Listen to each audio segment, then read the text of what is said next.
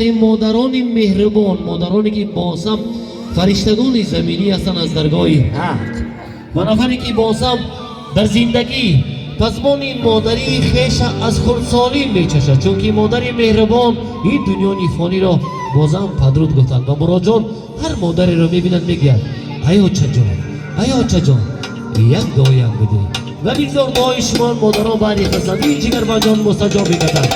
مراجعان جبار با مادرنامه خیش تحتی تفکلی های شمایان مرحبا.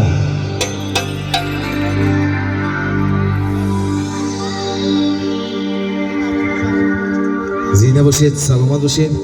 اولو از نام خود، از نام اهل گروه شبچه را با عروسی نازنین خوشبختی زندگی خوشحافظ شوید، عمری دراز بینید، زندگی خوش بینید. مرحمت نشید، سردای ما بر شما. مرحمت بشید شبچه.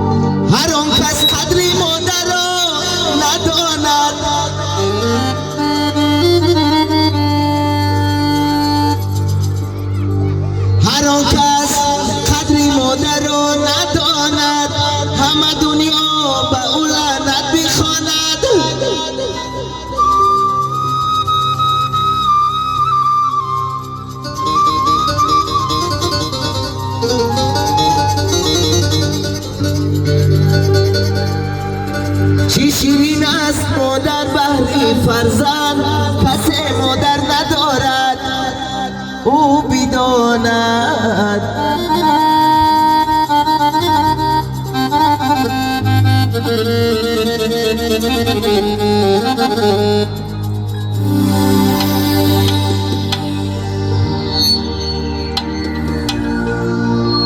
از درت گریان در آیم،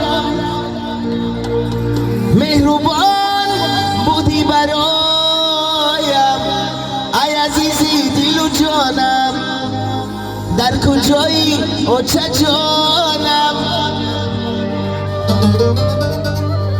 قدری مادر رو تو از شخصانی بی مادر بپرس،